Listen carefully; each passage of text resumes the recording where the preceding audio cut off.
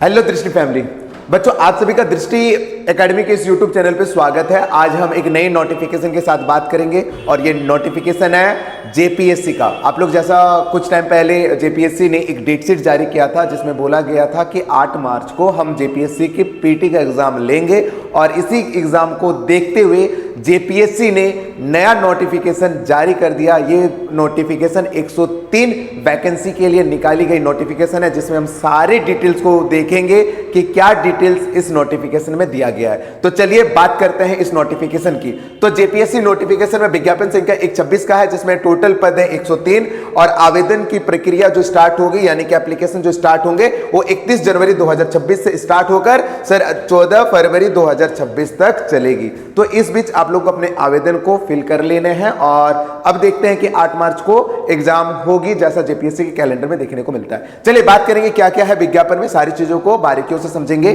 तो देखिए जेपीएससी यानी कि झारखंड लोक सेवा आयोग है ना, झारखंड लोक सेवा आयोग में सीधी भर्ती है और इसमें टोटल 103 पोस्ट हैं और वन टाइम रजिस्ट्रेशन के माध्यम से आप ऑनलाइन के थ्रू अपना फॉर्म को भरेंगे, ठीक है। और इसका जो मेन साइट होगा www.jpsc.gov.in पर है। पर यहाँ पे जो डेट है वो डेट आप लोगों को याद रखने हैं। सबसे पहला जब से आवेदन स्टार्ट होगा यानी कि एप्लीकेशन फॉर्म जब से भरे जाएंगे वो डेट है 31 जनवरी 2026 और इसका लास्ट डेट है 14 फरवरी 2026। ये दो डेट इंपॉर्टेंट है, इस डेट को आप लोग नोट डाउन कर लीजिए, ठीक है। बाकी यहाँ पे टोल फ्री नंबर भी दिए गए हैं जो कभी लगता नहीं है ना। बात करेंगे आगे और क्या है नोटिफिकेशन में। तो आप लोग देख रहे हो कि ये ऑनलाइन आवेदन मांगे गए हैं जेपीएससी की ओर से। जेपीएससी 2021 के रूल की ओर से फर्स्ट अमेंडमेंट हुआ था 2021 में, सेकंड अमेंडमेंट हुआ था 2023 में, ठीक है। क्या है विज्ञापन में, सारी चीजों को देखेंगे। तो विज्ञापन के अकॉर्डिंग यहाँ पे टोटल 9 पोस्ट के बारे में बताया गया। सबसे पहला है उप समाहर्ता, दूसरा है पुलिस उपाधीक्षक, जिला समादेष्टा, सहायक प्रबंधन, सहायक नगर आयुक्त या कार्यपालक पदाधिकारी या विशेष पदाधिकारी, काराधीक्षक, सहायक निदेशक या सह जिला जनसंपर्क पदाधिकारी, प्रोबेशन पदाधिकारी, सहायक निदेशक। तो ये टोटल 9 पोस्ट पे निकाली गई वैकेंसी है जिसमें 103 वैकेंसीज हैं। तो 103 वैकेंसी के लिए 9 पोस्ट पे निकाली गई वैकेंसी है। वैकेंसी देखा जाए तो बहुत ज्यादा है, 24 जिलों में 103 वैकेंसी है। तो आप लोगों को इन सारी चीजों पे लगना चाहिए। एजुकेशन क्वालिफिकेशन जो है वो ग्रेजुएट मांगा गया है, तो आप लोगों को मिनिमम ग्रेजुएट होना चाहिए, ठीक है। अगर यहाँ पे बात करेंगे एज रिलैक्सेशन की तो ओबीसी जो होंगे वो 37 साल होने चाहिए, 38, 40, 35 इतने ईयर के बीच में है तो आप लोग ये फॉर्म भर सकते हैं, कोई दिक्कत नहीं है, ठीक है। और क्या है जी, और है अगर हम बात करेंगे यहाँ पे जो रिजर्वेशन मिलेगा तो रिजर्वेशन के लिए जो कास्ट सर्टिफिकेट होने चाहिए उसके कुछ मापदंड है। ओबीसी के लिए अलग है, एससी एसटी के लिए अलग है। तो उन चीजों को आप लोग यहाँ पे देख लीजिएगा, नोट डाउन कर लीजिएगा, ठीक है। अब बात करेंगे कि सर जेपीएससी जो एग्जाम 8 मार्च का डेट दी है तो उसका सिलेबस क्या है। सारे सिलेबस को हम लोग बारीकियों से समझेंगे। जैसा आप लोग देख रहे हो कि सबसे पहले जेपीएससी की बात करें तो जेपीएससी के एग्जाम को हम लोग तीन फेजेस में रखा जा सकता है। पहला है पीटी यानी कि प्रिलिमिनरी एग्जाम यानी प्रीलिम्स, दूसरा है मेंस जिसे हम लोग मेंस एग्जाम बोलते हैं और थर्ड है आपका इंटरव्यू। अगर हम यहाँ पे बात करेंगे पीटी की, तो पीटी में 2 पेपर हैं, general studies paper 1 and general studies paper 2। अगर जनरल स्टडीज पेपर 1 की बात करें तो इसमें आपके 100 क्वेश्चन होंगे और हर एक क्वेश्चन 200 मार्क्स के होंगे जिनका टाइम ड्यूरेशन आपका 2 घंटे का होगा, दूसरा बात करेंगे जनरल स्टडीज पेपर 2, ये भी 100 क्वेश्चंस के होंगे और ये भी 200 मार्क्स का होगा, ठीक है। और ये इस पेपर को कंप्लीट करने के जो टाइम ड्यूरेशन होंगे 2 घंटे के होंगे। पर इन दोनों चीजों पे सबसे इंपॉर्टेंट बात है जो आप लोग को याद रखनी है, नोटिफिकेशन में मेंशन है कि कोई भी नेगेटिव मार्किंग नहीं है। तो one of the most important things कि भाई नेगेटिव मार्किंग नहीं है। तो ये 400 नंबर के जो एग्जाम होंगे पीटी, जैसे हम लोग कहते हैं छटनी प्रक्रिया, तो इस छटनी प्रक्रिया में आपको पीटी में अपना बेहतर परफॉर्मेंस करना है, क्योंकि बेहतर परफॉर्मेंस करोगे तो आई थिंक आपका पीटी क्लियर होगा और पीटी क्लियर होगा तो ही आप मेंस एग्जाम पर इंटर कर पाओगे। तो यहाँ पे इंटर करने के लिए सबसे पहला जो दरवाजा है वो दरवाजा पीटी का है। तो पीटी जो 400 मार्क्स के यानी कि 200 क्वेश्चंस के जो 400 मार्क्स हैं उन 400 मार्क्स में आपको अच्छा स्कोर करना होगा ताकि आपका सिलेक्शन हो जाए। तो लगभग अगर आप लोग यहाँ पे 150 क्वेश्चंस की प्रैक्टिस कर लेते हो जिससे 300 मार्क्स आ रहे हैं तो अगर 150 क्वेश्चंस लगभग अगर आप लोग ठीक कर लेते हो तो आपको पीटी के लिए कोई रोक नहीं पाएगा। बात करेंगे कि कैसे चीजों को करना है, कम टाइम पीरियड है। मेंस एग्जाम की बात करें तो मेंस एग्जाम में टोटल 6 पेपर है, तो 6 पेपर में 5 पेपर यानी कि एक पेपर सिर्फ क्वालिफाइंग है, बाकी 5 पेपर में आपके मेरिट बनेंगे और इंटरव्यू आपके 100 मार्क्स का होगा और इस 100 मार्क्स के और इस मेंस और इंटरव्यू के मार्क्स से आपका मेरिट बनेगा और इसी मेरिट के अकॉर्डिंग आपको अपना मनचाहा पोस्ट देखने को मिलेगा। तो बात करेंगे सिलेबस की, तो सिलेबस क्या है, तो चलिए सिलेबस को थोड़ा सा बारीकियों से समझ लेते हैं। तो सिलेबस को मेनली हम लोग 3 फेजेस में रखे हैं, प्रीलिम्स, मेंस एंड इंटरव्यू। तो ये सारे के सारे 3 स्टेजेस में एक एक स्टेज को अच्छे से समझते हैं। सबसे पहला पीटी, जिसे हम लोग प्रिलिमिनरी एग्जाम बोलते हैं, इसमें 2 पेपर होते हैं, हर एक पेपर 200 मार्क्स का होगा जिसमें 100 क्वेश्चंस पूछे जाएंगे। ठीक है, जैसे जीएस पेपर 1 में 200 अंक होगा, टाइम 2 घंटे मिलेंगे। जीएस पेपर 2 जिसे झारखंड स्पेशल बोलते हैं, इसमें भी 100 क्वेश्चंस होंगे, हर एक क्वेश्चन 2 मार्क्स के होंगे यानी 200 मार्क्स। इसको भी बनाने का जो टाइम होगा वो 2 घंटे का होगा। ठीक है, अब क्या है भाई, जीएस पेपर 1 की बात करें तो जीएस पेपर 1 में सबसे पहला जो है भारत का इतिहास, जिसमें 15 क्वेश्चंस होते हैं। प्राचीन भारत से 5 क्वेश्चंस, मध्यकालीन भारत से 5 क्वेश्चंस और आधुनिक भारत से 5 क्वेश्चन, टोटल 15 क्वेश्चंस आपको इतिहास वाले सेक्शन से देखने को मिलेगा। भारत के भूगोल की बात करें तो सामान्य भूगोल, भौतिक भूगोल, आर्थिक भूगोल और जनसांख्यिकी, यानी कि अगर आप लोग 2011 की जो जनगणना हुई थी उस जनगणना को अच्छे से पढ़ लीजिएगा तो आई थिंक आप लोग यहाँ पे इस टॉपिक को कवर कर लीजिएगा। यहाँ पे आपके 10 क्वेश्चन देखने को मिलेंगे। अगला आता है इंडियन पॉलिटी और एडमिनिस्ट्रेशन। तो इंडियन पॉलिटी और एडमिनिस्ट्रेशन को अच्छे से पढ़ना है, जिसमें कॉन्स्टिट्यूशंस, लोक प्रशासन, पब्लिक एडमिनिस्ट्रेशन और पंचायती राज और नगर पालिका वाले जो क्वेश्चंस होते हैं उनको बहुत अच्छे से कर लेना। डिसेंट्रलाइजेशन वाले, जिसमें पेशा एक्ट को भी अच्छे से पढ़ लेना, क्योंकि पेशा एक्ट इस बार इंपॉर्टेंट होगा और इसके लिए हम कंप्लीट डिटेल वीडियो आप लोगों के लिए बना चुके हैं। तो इसमें 10 क्वेश्चंस होंगे। आर्थिक और सतत विकास, इकोनॉमिक एंड सस्टेनेबल डेवलपमेंट से बुनियादी विशेषताओं को समझना है और सस्टेनेबल डेवलपमेंट से 10 क्वेश्चंस होंगे। तो इन सारे टॉपिक को कवर कर लेना है। आगे बात करेंगे विज्ञान एंड तकनीकी की, साइंस एंड टेक्नोलॉजी से सामान्य विज्ञान, जहां पे फिजिक्स, केमिस्ट्री एंड बायो के क्वेश्चंस देखने को मिलते हैं। एग्रीकल्चर और आईसीटी यानी कि इंफॉर्मेशन एंड कम्युनिकेशन टेक्नोलॉजी से टोटल 15 क्वेश्चंस देखने को मिलेंगे। अब देखिए जीएस पेपर 1 में भी झारखंड स्पेशल के 10 क्वेश्चंस डाल दिए गए हैं। तो झारखंड स्पेशल के 10 क्वेश्चन जीएस पेपर 1 में भी पूछा जाएगा, जहां पे झारखंड के इतिहास, झारखंड का समाज, झारखंड की संस्कृति और झारखंड के विरासत, जिसमें से आप लोग अगर जनजातियों को अच्छे से पढ़ लोगे, जिसमें 8 आदिम जनजातियों के बारे में अच्छे से पढ़ लेना है, मुंडा, संथाल, इन सारी जनजातियों के बारे में भी अच्छे से पढ़ लेना है। तो आई थिंक यहां से आप लोगों को बहुत सारे क्वेश्चंस बनाने में हेल्प मिल जाएगी। अगला है नेशनल और इंटरनेशनल जो करंट अफेयर्स होते हैं उनको पढ़ लेना है, जिसमें 15 क्वेश्चंस होंगे। अब इस करंट अफेयर्स की बात करें तो करंट अफेयर्स में क्या क्या पढ़ना है, थोड़ा हम लोग इसको डिटेल में कर लेते हैं। सबसे पहला जो झारखंड यानी जेपीएससी के जितने एग्जाम है उसमें देखने को मिलता है स्पोर्ट्स। तो स्पोर्ट्स को सबसे पहली प्रायोरिटी रख रही है। ऐसे स्पोर्ट्स जो झारखंड से कोई बच्चा रिलेट कर रहा हो और वो नेशनल खेल चुका हो, उसे कुछ अवार्ड्स मिल चुके हो, तो ऐसे क्वेश्चंस झारखंड के यानी कि जेपीएससी एग्जाम का फेवरेट क्वेश्चंस रहा है स्पोर्ट्स। दूसरा, कोई सम्मेलन हो रहा है, कहां हो रहा है, इसके लिए तो सम्मेलन वाले क्वेश्चंस। और सबसे इंपॉर्टेंट है झारखंड का पर्यावरण। तो पर्यावरण संबंधी जो प्रश्न होते हैं, क्वेश्चंस जो होते हैं वो पूछे जाते हैं। अगर पर्यावरण रिलेटेड कुछ चीजें हो रही है जो झारखंड को रिलेट कर रहा हो तो उनको पढ़ लेना है। फॉरेस्ट एक्ट यानी कि जंगलों के बारे में कुछ चीजें चल रही है, तो जंगलों से रिलेटेड अगर कोई करंट अफेयर्स है तो इन सारे करंट अफेयर्स को सबसे पहले प्रायोरिटी, टॉप प्रायोरिटी रखी जाती है, जहां पे एग्जाम फंसते हैं।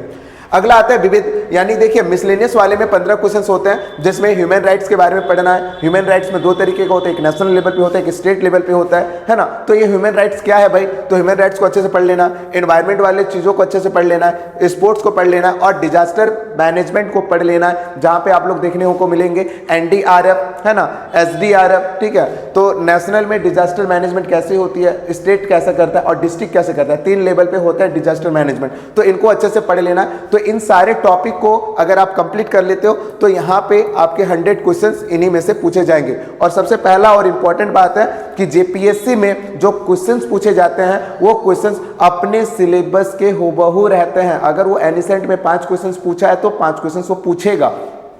अगर वो मिसलेनियस से 15 क्वेश्चंस की बात करें तो मिसलेनियस से 15 क्वेश्चंस वो पूछेगा। तो इसलिए जेपीएससी अपने सिलेबस पे अडिग रहती है, इसलिए सिलेबस के अकॉर्डिंग पढ़ना है। ठीक है। अब बात करेंगे पेपर 2 की, जिसे हम लोग झारखंड स्पेशल कहते हैं। तो सबसे पहले यहाँ पे झारखंड का इतिहास, इसे झारखंड का इतिहास कम हम यहाँ पे बोलेंगे झारखंड की शासन व्यवस्था बोल सकते हैं, झारखंड के जनजातियों की शासन व्यवस्था बोल सकते हैं, जिसमें सबसे पहले मुंडा शासन व्यवस्था पढ़ लेंगे, फिर नागवंशी, फिर पढ़ा पंचायत शासन व्यवस्था पढ़ लेंगे, फिर मांझी परगना शासन व्यवस्था पढ़ लेंगे, फिर मुंडा मान की शासन व्यवस्था पढ़ लेंगे, फिर ढोकलो सोहर शासन व्यवस्था, फिर जातीय पंचायत शासन व्यवस्था। तो ये शासन व्यवस्था को जब पढ़ेंगे तो यहाँ से आपके 8 क्वेश्चंस यानी कि 8 क्वेश्चन जो 16 मार्क्स के होंगे, तो 16 मार्क्स आपको यहां से मिलने वाले हैं। ठीक है, जब ये सारा कंप्लीट होता है तो झारखंड के सदान कौन कौन थे भाई, उन सदानों में महत्वपूर्ण व्यक्ति कौन कौन थे, उन्होंने कौन कौन सा काम किया, झारखंड को बनाने में कौन कौन सा काम किया, झारखंड में उनका योगदान क्या था, इस तरह के क्वेश्चन यहाँ पे देखने को मिलते हैं। ठीक है, झारखंड के आदिवासी, तो झारखंड के जितने भी आदिवासी हैं जैसे कि मुंडा, संथाल, हो, उराव, तो इन सारे आदिवासियों को पढ़ लेना है। और अगर इस आदिवासी में कोई स्वतंत्रता सेनानी हो गए जैसे बिरसा मुंडा,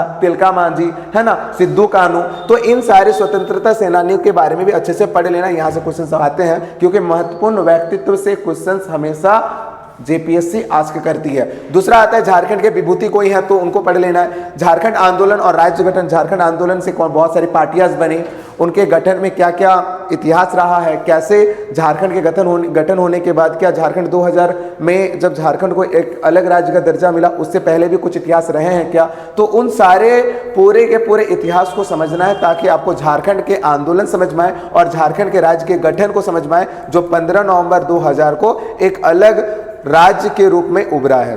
ठीक है, और आप देखोगे 2000 में झारखंड अलग राज्य पे उभरा है और आज हम बात कर रहे हैं 2026 में। अगर हर साल जेपीएससी एग्जाम लेती तो आई थिंक ये जो जेपीएससी होता ये 26वां जेपीएससी होता, पर मुश्किल से इसे हम लोग 14वां जेपीएससी ही बोल रहे हैं, यानी कि हर साल जेपीएससी एग्जाम कंडक्ट नहीं करवा पाई।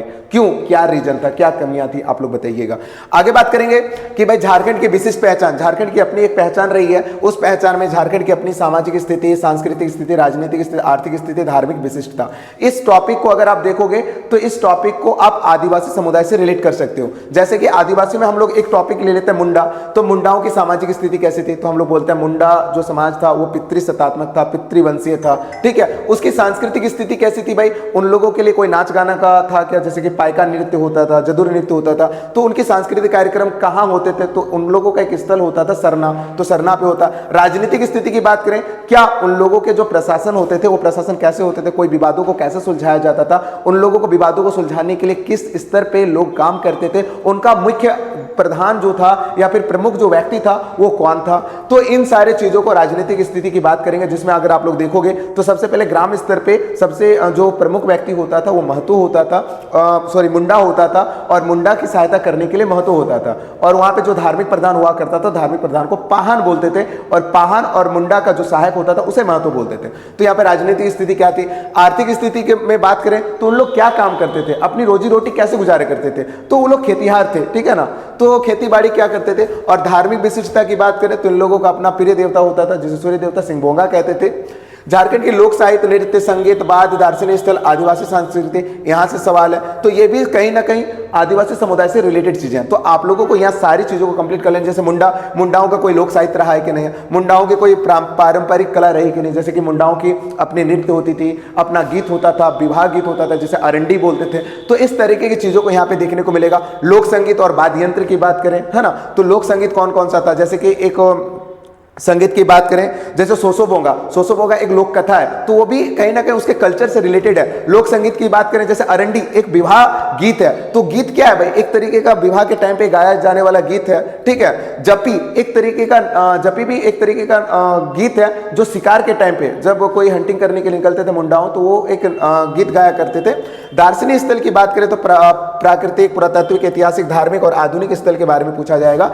आदिवासी जाति प्रजाति एवं उनकी विशिष्टताओं के बारे में पूछा जाएगा, जैसे मुंडा कौन से जाति प्रजाति से, प्रोटोस्ट्राइड है, ठीक है, द्रविड़ है, तो उन सारी चीजों को समझना है। मुंडा खुद को होडो जगर कहते थे तो क्यों कहते थे, इस तरीके के सवाल आपको यहाँ पे देखने को मिलेंगे। अगला बात करेंगे झारखंड के साहित्य और साहित्यकार, तो साहित्य और साहित्यकार से लगभग 5 क्वेश्चंस आपको यहाँ भी देखने को मिलेंगे। तो 5 क्वेश्चंस में उनके किताब और उनके लेखक कौन कौन से थे, जैसे कि अगर बोलेंगे मुंडारी व्याकरण कौन लिखा था, है ना। खोटा में बात करें, अगर आप लोग खोटा क्षेत्र से हो तो खोटा में बात करें, जैसे कि खोटा साहित्य में एक हुआ फरिश्त, तो फरिश्त कौन लिखा था, तो इसको लिखा था पंचम महतो ने। ठीक है, तो आप लोग यहाँ पे प्रमुख वो किताब और उनके लेखक के नाम पता होने चाहिए। झारखंड के शिक्षण संस्थान की बात करें तो बहुत सारे शिक्षण संस्थान है, जैसे कि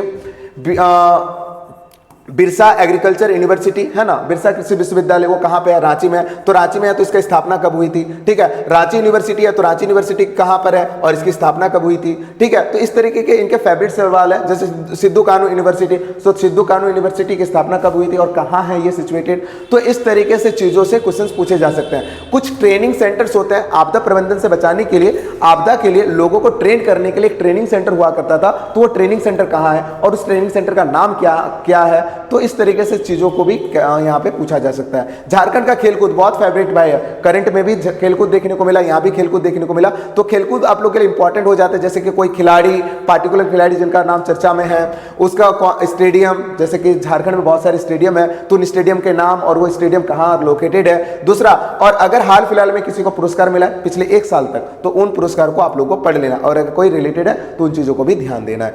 अगला आता है झारखंड में भूमि संबंधी कानून। तो आप लोग देखे होंगे जब बिरसा आंदोलन चला था 1895 से 1900 के बीच, तो बिरसा आंदोलन के आधार पर एक एक्ट बनता है, जैसे CNT, छोटा नागपुर काश्तकारी अधिनियम, यानी कि बिरसा आंदोलन का जो परिणाम होता है उसमें उसको एक एक्ट मिलता है ताकि मुंडाओं की स्वायत्ता बनी रहे, जंगल, जमीन और जल पर उनका अधिकार बना रहे, इसलिए एक एक्ट आता है। कौन लाता है ये एक्ट?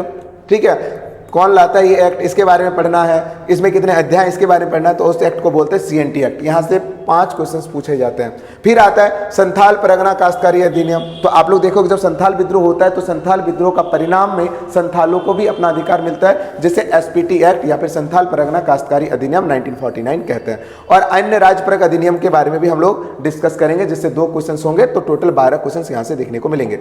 आगे बात करेंगे सर, अगला क्या है? 1947 में राज्य आर्थिक विकास का इतिहास, झारखंड का भूगोल। तो सिंपल सा बात करेंगे कि जो इकोनॉमिक हिस्टोरी रहा है 1947 से झारखंड में, तो उसको देखना है। और झारखंड का भूगोल, तो झारखंड के भूगोल की बात करें तो झारखंड का स्ट्रक्चर कैसा है, झारखंड का क्षेत्रफल कितना है, झारखंड में कितने जिले हैं, उन जिलों के साथ साथ झारखंड में कुछ चीजें, तो झारखंड के जंगल के नाम क्या क्या है, ये जंगल फेमस क्यों है, ठीक है, झारखंड में कौन कौन सी नदियां बहती है, उन नदियों में कोई डैम बना है तो उस डैम के बारे में बताओ, वो डैम कब बना है इसके बारे में पूछा जाएगा। पहाड़ है तो पहाड़ क्यों फेमस है, क्या उस पहाड़ पर कोई दार्शनिक स्थल है, जैसे कि पारसनाथ आपको देखने को मिलेगा। खान खनिज के से रिलेटेड, कि खान खनिज में जैसे कोयला भंडार बोला जाता है झारखंड को, तो कोयला भंडार कहाँ मिलता है, इसके बारे में ध्यान देना है, यहाँ से क्वेश्चन पूछे जाते हैं। झारखंड की औद्योगिक नीति, अब बताओ जब झारखंड में खान खनिज मिलेगा, तो खान खनिज अगर मिल रहा है यहाँ, तो इस खान खनिज को ले जाकर किसी दूसरे राज्य में हम उसके लिए कोई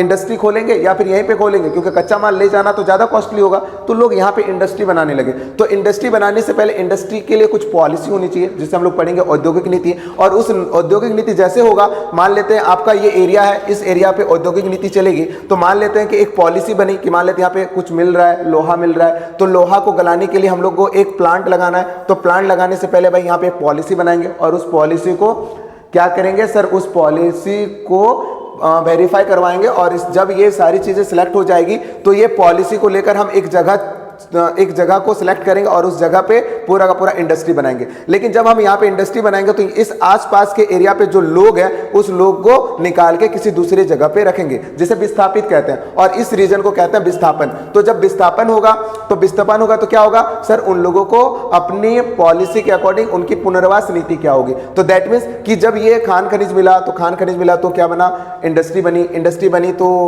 बनी तो इन लोगों को विस्थापन किया गया। तो इन सारे टॉपिक को हम लोग समझेंगे कि क्या है ये टॉपिक, क्योंकि आज भी विस्थापितों के द्वारा कई सारे झगड़े होते हैं, कई सारे आंदोलन होते हैं। क्यों होते हैं, उसका रीजन भी क्या है, कि कहीं ना कहीं ये पॉलिसी के फेलियर का रीजन तो नहीं है, तो बात करेंगे इस पे। अगला है झारखंड के बहुत सारे उद्योग होते हैं, सारे उद्योगों को समझना है, जैसे कि बोकारो स्टील प्लांट, सेल, तो ये सारा, बोकारो स्टील प्लांट की बात करें तो बोकारो स्टील प्लांट क्यों है, इलेक्ट्रो स्टील की बात करें तो वो क्यों है। झारखंड की बहुत सारी योजनाएं चल रही है, जिनमें अभी आप लोग हाल फिलहाल में देख रहे होंगे मैया सम्मान योजना। तो पूछा जाता है कि मैया सम्मान योजना कब शुरू हुआ था, मैया सम्मान योजना में शुरुआती राशि कितनी थी, मैया सम्मान योजना की 2500 की जो राशि झारखंड सरकार ने कही थी वो कब से स्टार्ट की गई थी। तो ये सारे सवाल भी यहाँ पे पूछे जा सकते हैं। तो झारखंड में मैया सम्मान योजना देने के झारखंड सरकार की क्या मंशा रही है, तो ऐसे क्वेश्चंस भी आप लोगों को देखने को मिलेंगे। उप योजना अगर कोई चल रही है तो उनको पढ़ लेना है भाई, ठीक है। उसके बाद झारखंड में जंगल प्रबंधन, क्योंकि आप लोग जानते हो झारखंड को झाड़ियों का प्रदेश कहते हैं, तो झाड़ियों के लिए यानी कि जंगलों को बचाने के लिए, जंगलों को मैनेज करने की रिक्वायरमेंट है, तो जंगल का प्रबंधन कैसे होता है, फॉरेस्ट का मैनेजमेंट कैसे होता है, इसलिए आप लोगों को एक विभाग भी देखने को मिलता है जिसे कहते हैं वन विभाग। तो वन विभाग में क्या होता है भाई, क्या काम करता है, इसलिए फॉरेस्ट रेंजर ऑफिसर जो निकाले जाते हैं झारखंड में वैकेंसी, वो भी इंपॉर्टेंट हो जाते हैं। फिर जीव जंतु संरक्षण, आप लोग देखोगे दो तरह के एक्ट होते हैं जिसे कहते हैं फॉरेस्ट प्रोटेक्शन एक्ट और एक होता है वाइल्ड लाइफ प्रोटेक्शन एक्ट। तो फॉरेस्ट प्रोटेक्शन एक्ट क्या है, वाइल्ड लाइफ प्रोटेक्शन एक्ट क्या है, तो इन सारे चीजों को हम लोग यहाँ पे पढ़ेंगे। कंजर्वेशन क्यों जरूरी है, इन सारी चीजों को एनवायरमेंट के टॉपिक में बात करेंगे। झारखंड राज्य में पर्यावरण संबंधित दायित्व हो रहे परिवर्तन एवं मिटिगेशन की चीजों को पढ़ेंगे। फिर पढ़ेंगे झारखंड में आपदा प्रबंधन, यानी कि जो स्टेट में डिजास्टर मैनेजमेंट होती है वो कैसे करती है, जिनका अध्यक्ष कौन होता है, मुख्यमंत्री होता है, और मुख्यमंत्री को लगाकर लगभग 9 मेंबर होते हैं, तो 9 मेंबर कैसे काम करते हैं। और जिला लेवल पे कौन होता है अध्यक्ष, और होते हैं जिला के अधिकारी, जिसे डिस्ट्रिक्ट कलेक्टर या डिस्ट्रिक्ट मैजिस्ट्रेट कहते हैं। तो डिजास्टर मैनेजमेंट क्यों जरूरी है भाई, इसके लिए अध्यक्ष की क्यों हो रही है, क्योंकि याद रखना अल्टीमेट गोल क्या होता है, अल्टीमेट गोल होता है कि भाई यहाँ की जनता को सुरक्षा करना, सुरक्षा देना, क्योंकि जीने का अधिकार हर एक पब्लिक का होता है, तो उन्हीं अधिकार के तहत इन्हें भी मिलना चाहिए। झारखंड के संबंधित विविध तथ्यों और समसामयिक घटनाएं, तो अगर यहाँ पे देखोगे तो जो भी विविध है, मिसलेनियस जो भी फैक्ट है उनको पढ़ना है, और कोई अगर घटनाएं हुई है करंट में जो इंपॉर्टेंट है झारखंड से रिलेटेड, तो उन करंट को भी देखना है, जहां से 7 क्वेश्चंस पूछे जाएंगे।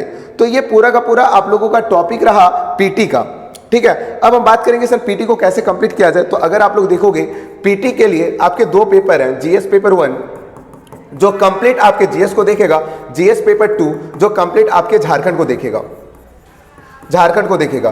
तो कहीं ना कहीं आपकी सबसे पहली टारगेट झारखंड को होनी चाहिए, क्योंकि यहां पे 10 क्वेश्चन आपने देखा कि 10 क्वेश्चन जो था वो झारखंड से था, ठीक है।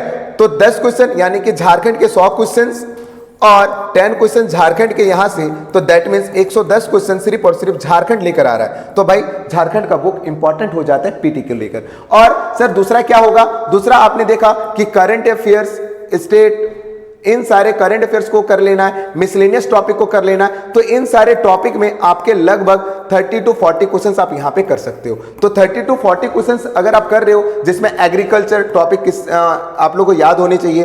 दूसरा है पंचायती राज, जहां से 2 क्वेश्चंस होते हैं, एंड म्युनिसिपलिटी बहुत छोटे छोटे टॉपिक है। तो इन दोनों टॉपिक को भी पहले कर लेना है, ताकि आपका ये जो 30 से 40 मार्क्स का जो वेटेज है वो आपको मिल जाए। तो अगर आप लोग यहाँ पे 110 में 100 क्वेश्चन ले आते हो, और वहां से 30 से 40 क्वेश्चन अगर आप ले आते हो, तो 140, तो 140 इंटू 2 यानी कि 280 मार्क्स आप ऑब्टेन कर सकते हो, और आपका पीटी क्वालिफाई हो सकता है। तो पहले आपका फर्स्ट टारगेट जो होना चाहिए वो जीएस पेपर 2 पे होना चाहिए, ना कि जीएस पेपर 1 पे, क्योंकि हिस्ट्री को स्टार्ट करें तो एनिसेंट, मेडाइवल, मॉडर्न, 3 बड़े बड़े टॉपिक है, बट उस टॉपिक में भी हमें सिलेक्टिव टॉपिक पर ही ध्यान देना है। अब आगे बात करेंगे कि जब ये सारी चीजें क्लियर हो जाएगी तो आप लोग का लास्ट एग्जाम होगा सर किसका, सेकंड एग्जाम होगा जिसे मेंस कहते हैं, जो 950 मार्क्स का होगा। पहला पेपर जो है वो क्वालिफाइंग नेचर का है, जो मेरिट में जुड़ेगा नहीं। बाकी के जो 5 पेपर है वो मेरिट में जुड़ेंगे, जिसमें सब सेकंड पेपर जो होगा वो लैंग्वेज और लिटरेचर का होगा, जिसमें आप रीजनल लैंग्वेज, हिंदी को भी जोड़ सकते हो, खोटा को भी जोड़ सकते हो,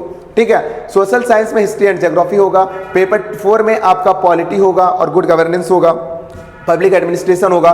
पेपर 5 में इंडियन इकोनॉमी वाला टॉपिक होगा, और पेपर 6 में जनरल साइंस, एनवायरमेंट, टेक्नोलॉजी वाले पेपर होंगे। तो यहाँ पे 200 मार्क्स के क्वेश्चंस होंगे। सिर्फ पेपर 2 आपका 150 मार्क्स का होगा, जो एक स्कोरिंग मार्क्स है, और इसी स्कोरिंग मार्क्स में आप लोगों के पोस्ट डिसाइड होंगे। तो जब आप यहाँ पे पीटी के बाद मेंस क्वालिफाई करते हो, तो आप फाइनल स्टेज पे पहुंचते हो, जिसे कहते हैं इंटरव्यू। तो इंटरव्यू के बाद इंटरव्यू 100 नंबर का होगा, और इंटरव्यू के बाद जो आपका मेरिट बनेगा वो मेरिट इन्हीं दोनों सब्जेक्ट से बनेगा, इन्हीं 2 फेजेस से बनेगा, और इसी फेजेस के बाद आपको मिलेगी नौकरी, ठीक है। तो ये पूरा का पूरा आप लोगों के लिए एक डिटेल वीडियो था, नोटिफिकेशन के साथ साथ सिलेबस डिस्कशन। आई थिंक आप लोगों को ये चीजें समझ में आई है, और अगर आई है तो जरूर हमें सपोर्ट करें, और अगर आप लोगों को कोई क्वायरी है तो जरूर आप लोग कमेंट पे बताएं। थैंक